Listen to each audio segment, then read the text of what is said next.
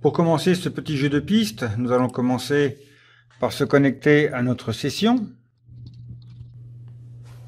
L'identification se fait automatiquement lorsqu'on ne s'est pas trompé de nom d'utilisateur et de mot de passe.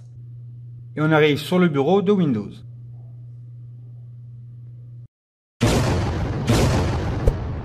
Une fois connecté à sa session, on peut observer dans le coin supérieur droit du bureau, de l'écran, l'identification de cette connexion. On voit le nom de la machine, donc la machine sur laquelle je suis connecté, son numéro d'inventaire lorsqu'il y en a un, le nom d'utilisateur, c'est-à-dire moi, et le type de compte avec lequel je suis connecté et les droits qui me sont attribués.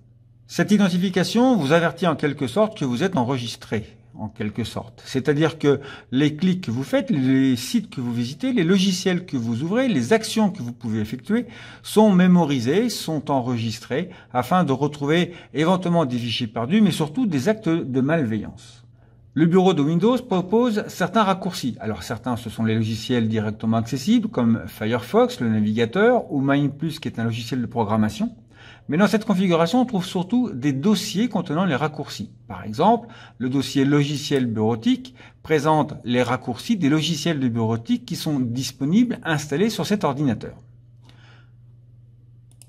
Quant à l'explorateur de fichiers que nous avons déjà utilisé, déjà travaillé, il est accessible de plusieurs manières. Bien entendu, la façon la plus simple est de cliquer sur son icône située dans la barre des tâches en bas. On voit que l'explorateur de fichiers s'ouvre. On va le fermer. Une deuxième solution consiste à cliquer sur le bouton Windows et de venir cliquer sur Documents. L'explorateur de fichiers s'ouvre directement sur les documents de l'espace personnel de celui qui est connecté. On va le fermer. Une autre solution consiste à faire un clic droit sur le bouton Windows et à venir cliquer sur Explorateur de fichiers. À nouveau, l'explorateur de fichiers s'ouvre, ce coup-ci sur ce PC, et donne accès aux différents lecteurs. Une dernière façon classique d'y accéder est très pratique. Elle consiste à appuyer sur le bouton Windows du clavier et sans le relâcher, appuyer sur la touche E. L'explorateur des fichiers s'ouvre ainsi très facilement. On retrouve ce qu'on a déjà vu, les différents lecteurs accessibles, comme le lecteur C, appelé Windows ici, qui contient le système d'exploitation Windows ainsi que tous les logiciels installés et disponibles sur ce poste informatique, le lecteur de DVD sur lequel nous ne travaillerons pas, et enfin les emplacements réseau. Logiciel réseau qui contient des données uniquement accessibles et utiles à vos professeurs. Un espace partagé qui lui contient des dossiers qui sont accessibles pour les élèves, par les élèves et également pour et par les professeurs. Certains sont en lecture seule, on ne peut que lire les données qui sont dessus. D'autres sont en lecture et écriture, on peut donc télécharger, modifier, réenregistrer des fichiers.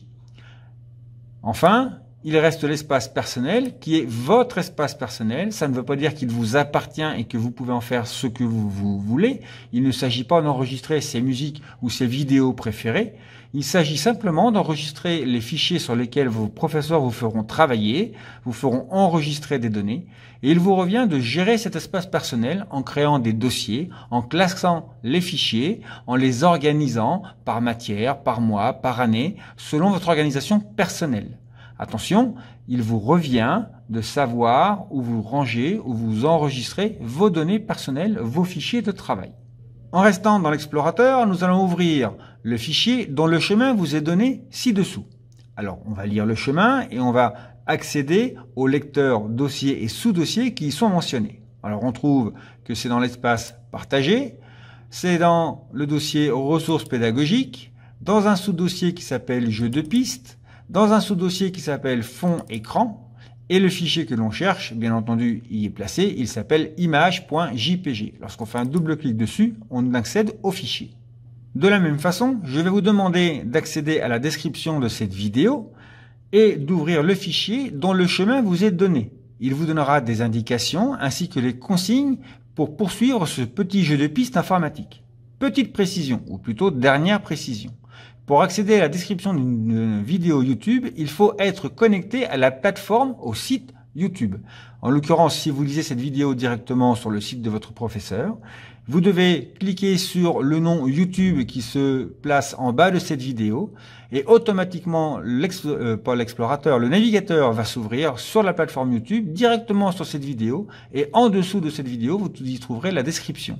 vous aurez peut-être besoin de cliquer sur le bouton plus pour accéder au contenu complet de cette description. Bon courage, bon jeu de piste et à tout de suite pour les prochaines consignes.